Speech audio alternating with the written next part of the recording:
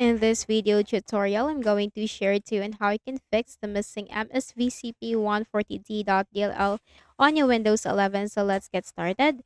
First is we need to check the system tab of our Windows. So go to the Windows search bar and type system info. Click on system information.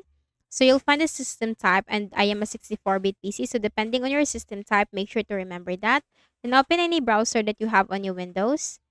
In the search bar, simply type msvcp140d.dll download and click on it from the www.dll file. Scroll down and depending on the architecture of your Windows, so you have already checked on that. So we are 64-bit, so click the download button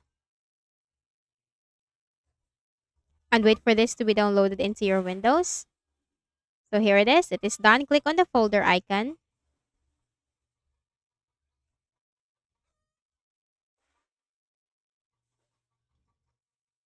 and then right click on the folder, select extract all, click on extract.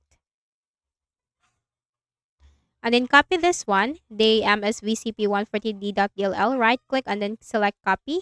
And then click this PC on the left pane, double click on the Windows C drive, scroll down to the Windows folder, double click on that, scroll down to the S section. You'll find System 32. So if you are a 64-bit Windows, click on System 32. If you are 32-bit, click on SYSWOW64. So we are 64-bit, so we're going to go with System 32. Right click and then select paste.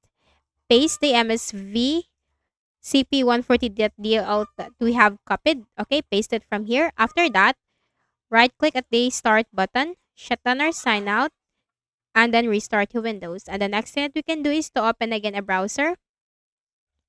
Type Visual C++ redistributable. Okay, and click on it from learn@microsoft.com. Scroll down and then you already know what is the architecture of your Windows. So click the download link that corresponds to the architecture of your Windows and simply install this into your Windows, the Visual C++ redistributable package. Okay?